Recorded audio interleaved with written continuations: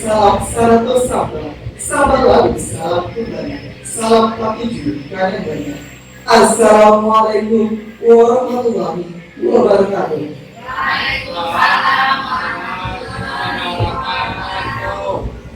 Alhamdulillah. Puji syukur marilah kita ucapkan atas firman Allah Subhanahu wa Ta'ala yang telah melimpahkan rahmat dan karunia kepada kita semua. Selawat beserta salam tidak usah pula kita hadiahkan buat junjungan kita, yakni Nabi besar Muhammad SAW. Pembacaan ayat suci Al-Quran yang akan dibacakan oleh Ibu Amita dari Valencia SPD. Kepada Ibu Amita dipersilakan. Walladzina yu'minuna bima unzila ilaika wa ma unzila. Menyanyikan lagu Indonesia yang akan dipimpin oleh Ibu Dora Patiji. Hadir dimohon berdiri. Indonesia tanah airku, tanah tumpah darahku, di sanalah aku berdiri, jadi mandu hidupku. Guru Kedua Angkatan keempat, yaitu Bapak Roni Hendrik SPD. Kepada Bapak Roni Hendrik SPD kami persilakan. Bapak Ibu tinggal besar dan peristiwa Bapak Ibu guru yang hadir pada hari ini dalam rangka sosialisasi modul 1.1 yaitu filosofi Ki-Hajar Dewantara dan 1.4 budaya positif. Baiklah Bapak Ibu, untuk menghemat waktu izinkan saya untuk berbagi pengalaman.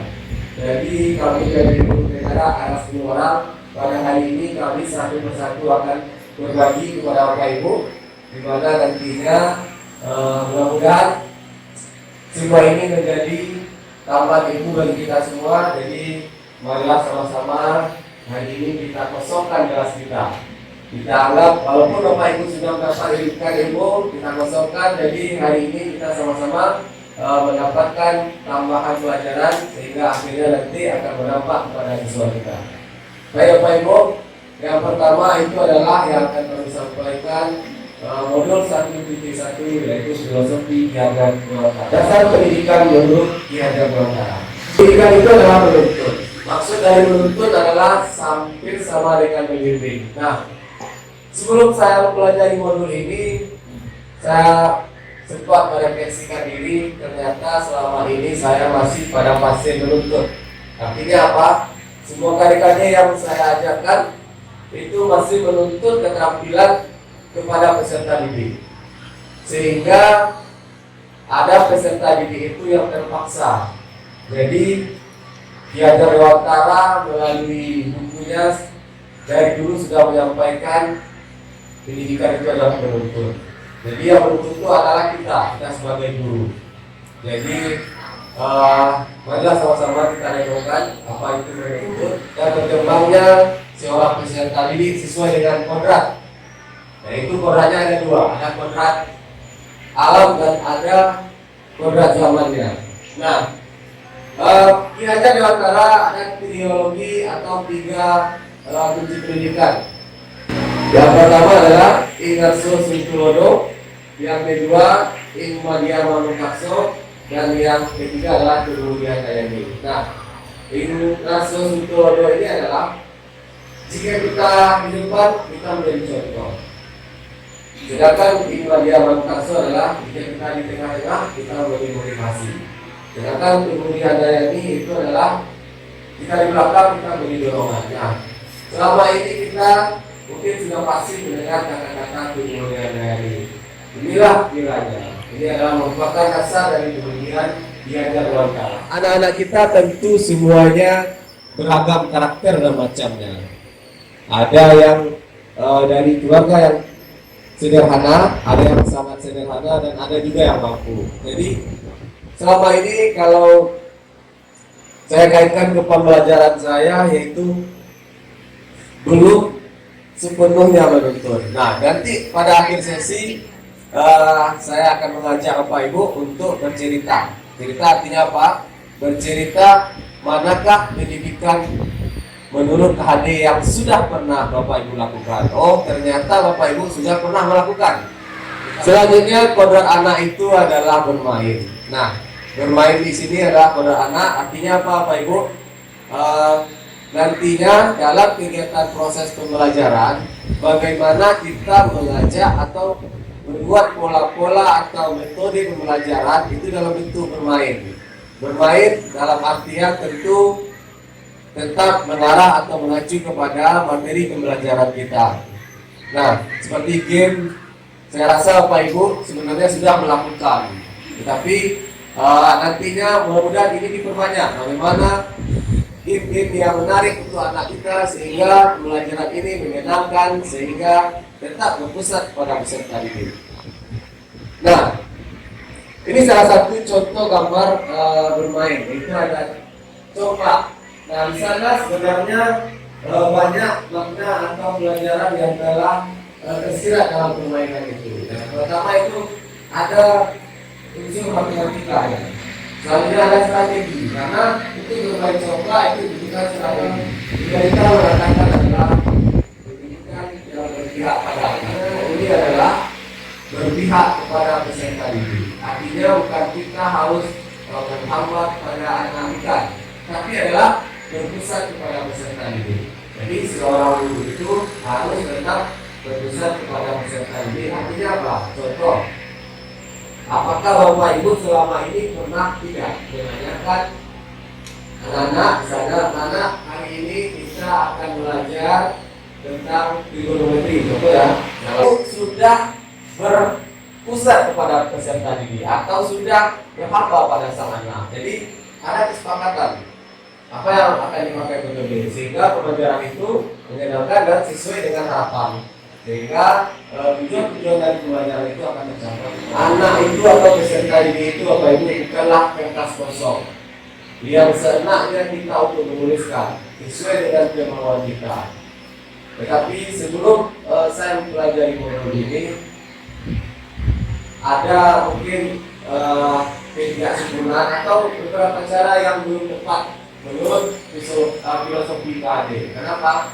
Karena selama ini sebelum mempelajari modul ini saya cenderung itu memaksakan atau menuntut anak sesuai dengan KD atau kompetensi yang ingin dicapai. Contohnya, jika anak itu saya paksakan materi ini ke praktek, kita harus praktek dari audio video mengenai resistor contohnya. Jadi saya masih memaksakan. Selama ini saya belum meminta atau ada kesepakatan bagaimana belajar kita ini yang bagusnya. Jadi anak itu mempunyai kodratnya, mempunyai dari sejak anak itu dilatih watak karakter. Yang artinya apa? Bersatunya perpaduan yang harmonis. Adanya gerak pikiran, adanya perasaan dan kehendak. Sehingga pikiran-pikiran itu akan menjadi sebuah satu kesatuan yang ada itu mengibaratkan guru itu adalah seorang petani. Petani di sini adalah hakikatnya dia yaitu merawat atau menuntut tumbuhnya. Contoh, seorang petani jagung. Petani jagung itu dia merawat jagungnya dari awal. Dari yang pertama itu membersihkan lahan, menyampaikan benih jagung, sampai akhirnya nanti benih itu telah tumbuh, dirawat terus. Jadi guru itu diumpamakan sebagai seorang petani, dia merawat tumbuh kembangnya tanaman tersebut sampai menghasilkan buah. Nah, maksudnya apa? Maksudnya kita seorang guru itu, kita menuntun anak itu mulai dari awalnya. Diumpamakan dari yang tadi anak kita bukan menuliskan pada selembar kertas kosong, tapi biarkan nanti seandainya jagung itu biarkan dia tumbuh menjadi jagung. Misalnya padi biarkan tumbuh menjadi padi. Jangan paksakan padi menjadi atau tumbuh menjadi jagung. Nah, yang kita kaitkan pada pendidikan abad 21, yaitu menuntun itu dalam bentuk apa? Yaitu dalam bentuk ada kolaborasi, kritis, reflektif, komunikatif, inovatif, yang KHD tadi pada masa lampau itu dikatakan menuntun, sekarang ada masa kini ada kolaboratif, reflektif, dan kritis. Sehingga nantinya masa depan anak didik itu adalah penuh kasih sayang, hati yang bersih, jujur, sehingga selamat dan bahagia. Sebelum KHD, apa saja yang pernah Bapak Ibu lakukan? Nanti kalau Bapak Ibu tuliskan atau ada dalam bentuk padlet nantinya, Bapak Ibu tuliskan setelah pelajaran ini dan kirim. Yang kedua, bagaimana perwujudan yang menuntun itu. Yang selanjutnya, pendidikan Indonesia itu perlu dipertimbangkan kodrat alam dan kodrat zaman. Bapak Ibu, itulah modul 1.1. Mudah-mudahan apa yang kami sampaikan dapat bermanfaat bagi Bapak Ibu. Selanjutnya kita masuk kepada modul 1.4. Nah, budaya positif. Budaya positif ini sebenarnya sudah ada pada kita, sudah ada pada sekolah kita, tetapi bagaimana sekarang kita menunggu kembangkan budaya positif. Nah, budaya positif itu tidak lepas dari adanya stimulus, respon, dan teori kontrol. Maksudnya apa Bapak Ibu? Ada dua perbandingan yang harus kita pahami, yaitu kita menganggap stimulus respon tentang dunia. Ada yang menurut teori kontrolnya. Yang pertama itu realita. Kalau menurut stimulus respon, kita itu memiliki kebutuhan yang sama. Sedangkan menurut teori kontrol, setiap kita itu berbeda-beda kebutuhannya. Yang kedua, semua orang melihat hal yang sama. Menurut teori kontrol, setiap orang itu memiliki gambaran yang berbeda. Jadi maksudnya Bapak Ibu, ada pandangan-pandangan tertentu yang nantinya pada proses pembelajaran, contohnya kita tidak bisa menganggap semua anak didik itu sama. Tapi menurut teori kontrolnya, setiap peserta didik itu adalah berbeda. Salah satu contoh, siswa yang terlambat. Ada 2 orang siswa yang terlambat. Apakah kita bisa menyamakan penyebabnya? Tentu tidak Bapak Ibu. Pasti berbeda. Setiap manusia itu mempunyai kebutuhan dan yang berbeda-beda. Sehingga artinya nanti akan berbeda pula gambaran dari alasannya. Ada 3 hal yang perlu kita perhatikan terkait yaitu motivasi dan perilaku manusia. Menurut Diana Gosen dalam bukunya ada 3 macam alasan motivasi. Yang pertama yaitu untuk menghindari ketidaknyamanan atau hukuman. Artinya apa Bapak Ibu? Contoh ke dalam kehidupan nyatanya, seorang siswa itu dia membuat tugas untuk menghindari hukuman. Motivasinya. Jadi itu bisa kita katakan siswa itu masih dalam tahap untuk menghindari sehingga dia tidak ada hukuman. Nah, yang kedua, untuk mendapat imbalan dan penghargaan dari orang lain. Contohnya, dalam pembelajaran contoh siswa itu masih senang jika dia mendapat nilai 100 dan mendapat pujian dari gurunya. Apa ada Bapak Ibu yang pernah mengalami siswa itu kalau kita puji dia semakin termotivasi. Jadi itu maksudnya. Nah, yang ketiga, untuk menjadi orang yang mereka inginkan dan menghargai diri sendiri dengan nilai-nilai yang mereka percayai. Nah Bapak Ibu, tujuan kita satu, mudah-mudahan siswa kita sampai pada posisi yang ketiga. Jadi dia menyadari bahwa perilaku itu harus mereka laksanakan sehingga sesuai dengan nilai-nilai yang mereka percayai. Contohnya Bapak Ibu, ada seorang siswa dia mencontek pekerjaan temannya sehingga sang guru mengetahui hal tersebut dan dipanggillah siswa itu. Pada saat itu siswa itu menyadari bahwa tindakannya salah dan pada berikutnya atau di hari lain siswa itu mencoba untuk memperbaiki kesalahannya, bahwasanya yang dia lakukan itu adalah tidak betul dan sesuai dengan keyakinannya. Nah, nantinya dalam pembelajaran kita akan mencapai, mudah-mudahan siswa kita sudah pada taraf tersebut. Dia tahu bahwa saya ini salah dan dia melakukannya adalah sesuai dengan hatinya bahwa perbuatan itu salah, bukan adanya imbalan dari orang atau untuk menghindari hukuman. Mudah-mudahan kita bersama nanti akan mempraktekkan di dalam kelas. Pada sesi berikutnya kita akan mencoba teknik-tekniknya.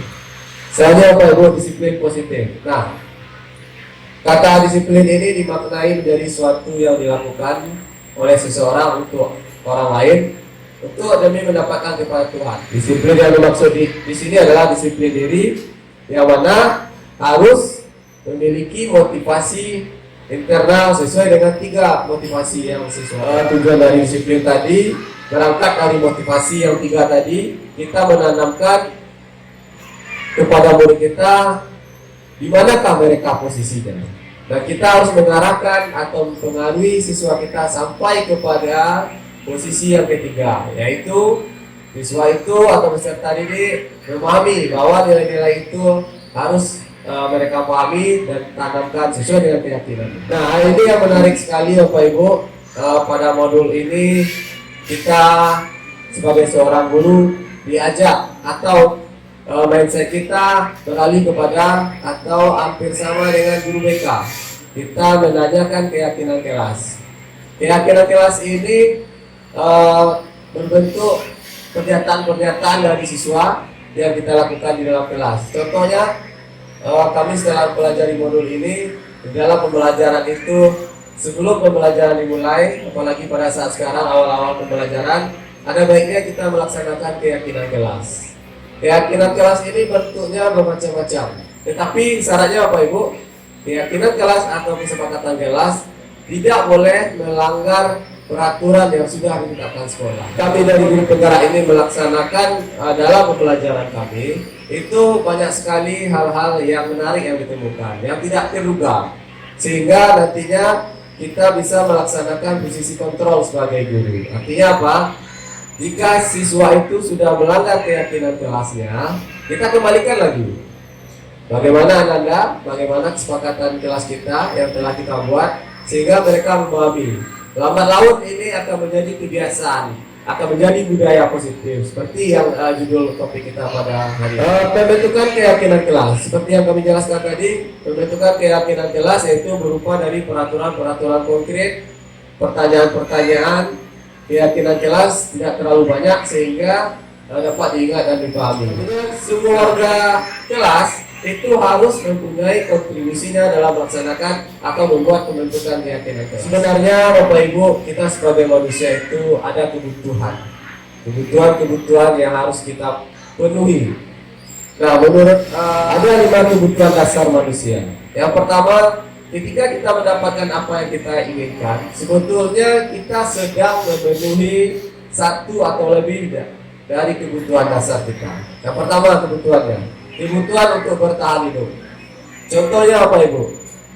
Kita manusia perlu makan. Jadi itu adalah salah satu contoh bagaimana saat lapar itu kita ingin memenuhi kebutuhan, pasti kita berusaha agar rasa lapar tadi dapat terpenuhi, tentu dengan makan dan minum. Itu sebagai contoh. Yang kedua, cinta dan kasih sayang. Cinta dan kasih sayang ini kalau kita kaitkan dalam kegiatan pembelajaran, akan terjadi sebuah permasalahan di kelas, dia sering mengganggu temannya. Ternyata setelah digali informasi oleh sang guru, dia sebenarnya ingin ditegur oleh gurunya. Jadi maksudnya apa di sini? Dia sedang memenuhi kebutuhan dasarnya, ingin disayangi atau ingin diperhatikan oleh sang guru. Atau ibaratkan anak ini agak MPO karena dia mungkin di rumahnya kurang mendapat perhatian karena orang tuanya sibuk atau kondisi di sekolah kita atau di daerah kita ada orang tuanya yang pergi merantau sehingga anak tersebut cuma tinggal dengan kakak atau saudaranya. Sehingga kebutuhannya adalah seperti itu. Yang ketiga adalah kebutuhan kebebasan. Kebebasan di sini kita kaitkan atau contoh yang terjadi di kelas kita, seorang siswa itu pada saat pembelajaran kita suruh atau kita adakan tugas, dia tidak mau melaksanakan tugas atau tidak mau mengerjakan tugas. Seorang guru tentu memperhatikan siswanya. Pada saat dipanggil atau dilakukan pembinaan, jawabannya saya tidak mau mengerjakan tugas. Saya malas atau tidak suka. Di sini anak itu sedang memenuhi kebutuhan kebebasan. Dia ingin bebas. Saya tidak mau. Kenapa tidak mau? Dia tidak suka. Jadi sebenarnya anak itu sedang melakukan kebebasannya. Selanjutnya kesenangan. Kita ambil contoh kasus ada seorang siswa yang senang sekali dia mengganggu teman, apalagi teman perempuan sampai teman tersebut menangis. Dia merasa senang. Ada kebahagiaan tersendiri. Setelah ditanya oleh gurunya kenapa Ananda senang sekali atau suka mengganggu si A, ternyata jawabannya saya senang aja bu. Karena semakin dia cemberut, itu saya semakin ingin mengganggunya bu. Ada di antara anak-anak kita yang seperti itu. Selanjutnya adalah kekuasaan atau power. Jadi di sini anak itu kalau kita contohkan dia ingin menunjukkan kemampuannya, kekuasaannya, bahwasanya dia mampu. Sehingga pada kita akan bahas satu persatu. Yang pertama adalah penghukum. Penghukum di sini kita sering memberikan sanksi-sanksi kepada siswa kita. Contoh, tidak membuat tugas, kita jemur di lapangan. Nah, jadi kalau dalam posisi kontrolnya memang termasuk dalam 5 posisi kontrol, tapi apakah nanti ujungnya kita harus menuju pada yang kelima, itu manajer. Yang kedua, membuat orang merasa besar sekali. Apalagi pada wali kelas. Wali kelas itu sangat kewalahan. Contoh kata-katanya adalah ibu sangat kecewa sekali dengan kamu. Jadi maksudnya pada seorang siswa itu melakukan kesalahan, kita bujuk, kita buat merasa bersalah, sehingga dia akan merasa di dalam hatinya. Sebenarnya Bapak Ibu, yang membuat orang merasa bersalah ini lebih kita mengenai atau mencari perasaannya. Tetapi ini sangat berbahaya Bapak Ibu. Kenapa? Karena dia akan tertanam di dalam kalbunya bahwasanya ini salah. Dia akan menjudge dirinya bahwasanya dia itu salah, sehingga itu akan membekas selalu. Nah, jadi kalau dapat posisi itu harus kita hindari. Yang ketiga, sebagai teman. Di dalam keseharian ini juga sangat banyak kita terapkan. Kita mengontrolnya sebagai teman. Kita ada cara-cara tersendiri. Oh, ayolah nak, bantulah ibu. Nah, seperti itu. Bantulah bapak. Jadi ada ajakan-ajakan yang kata-kata itu dianggap sebagai teman. Tetapi ada hal negatifnya Bapak Ibu. Hal negatifnya seperti ini. Jadi si anak itu cuma bisa dikontrol oleh guru tersebut. Kalau dengan guru lain dia tidak akan mau. Jadi itu hal negatifnya. Sebagai pemantau ini kami rasa sebenarnya ada dari antara kita yang sudah melaksanakan posisi pada pemantau. Pemantau maksudnya di dalam pembelajaran atau saat ada tugas, anak itu tidak mengumpulkan tugas. Jadi kita memantaunya sesuai dengan keyakinan kelas tadi. Kita bertanya, nah bagaimana Nanda sesuai keyakinan kelas kita harus mengumpulkan tugas. Jadi kalau tidak mengumpulkan tugas, tentu ada konsekuensi yang akan dilaksanakan. Terakhir pada posisi manajer. Nah Bapak Ibu, mudah-mudahan kita sepakat ya pada posisi manajer ini, yaitu kita kata kuncinya kita menanyakan keyakinan apakah siswa tersebut mau memperbaiki dirinya. Contoh stimulusnya seperti ini ya Pak Ibu. Ada siswa yang terlambat, selama ini kita cenderung lapor ke piket atau keluar, nah seperti itu. Nah sebenarnya kita harus ungkapkan apa yang menjadi dasar mereka itu terlambat. Jika sudah kita mendapatkan faktanya atau apa yang terjadi, yang sesungguhnya terjadi, barulah kita menanyakan, Ananda, apa yang harus Ananda lakukan untuk memperbaiki kesalahan ini. Nah, Ananda kan terlambat bangun. Apa usaha yang Ananda lakukan? Bapak Ibu, setelah mempelajari modul ini, saya sudah menerapkan di kelas saya sendiri. Jadi ternyata Bapak Ibu, yang tidak kita duga ada anak ini terlambat, ternyata dia sebagai tulang punggung keluarganya. Pagi-pagi anak ini bangun, sudah mencari pasir, yang siangnya nanti akan dijual oleh orang tuanya. Nah, jadi setelah kita menerapkan pada posisi manajer ini, banyak permasalahan-permasalahan yang terungkap di balik yang dilakukan oleh siswa tersebut. Jadi Bapak Ibu, marilah sama-sama kita belajar bagaimana melakukan posisi kontrol. Selanjutnya Bapak Ibu, segitiga restitusi. Maksudnya apa? Ini adalah sebuah metode atau cara untuk menyelesaikan sebuah masalah. Pada dasarnya kita menerapkan disiplin pada anak tersebut. Seperti yang kami gambarkan tadi, ada seorang anak terlambat. Jadi ada trik kita untuk menyelesaikan masalah itu. Kemudian kita menstabilkan identitas. Maksudnya apa? Kita menanyakan apakah ini betul atau salah yang dilakukan oleh siswa. Nah, karena apa? Karena setiap orang itu pernah melakukan kesalahan dan bukan satu-satunya anak itu yang salah. Contoh anak terlambat tadi, kita tanyakan, kita stabilkan dulu perasaannya, bahwasanya dia memahami bahwa dia terlambat. Selanjutnya kita memvalidasi tindakan yang salah itu. Artinya anak itu pasti punya alasan. Nah, setelah anak itu menyampaikan alasannya, baru kita menanyakan keyakinan kelas atau aturan sekolah kita. Contohnya, apakah salah atau betul Ananda datang terlambat ke sekolah?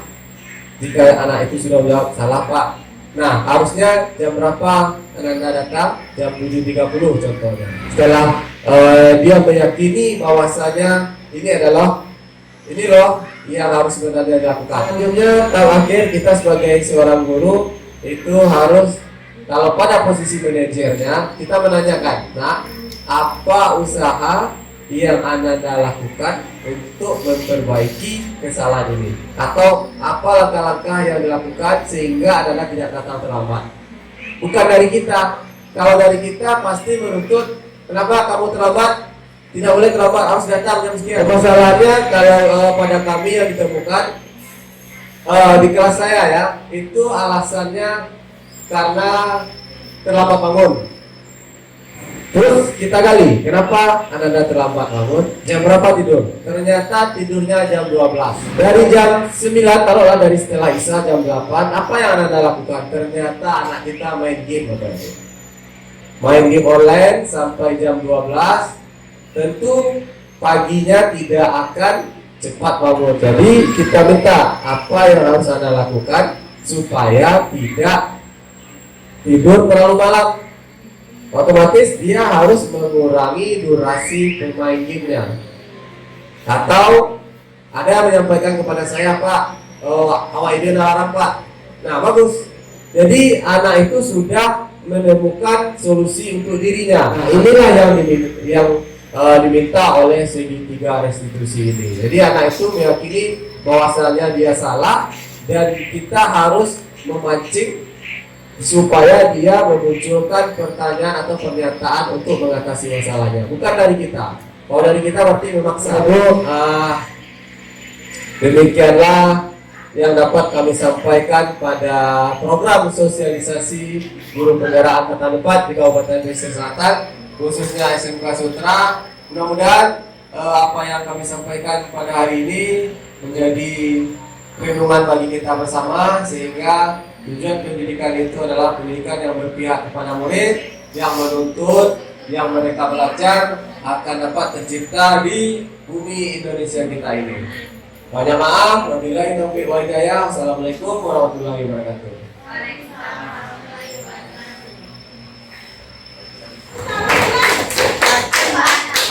Kita buka pertanyaan kepada Bapak Ibu guru semua.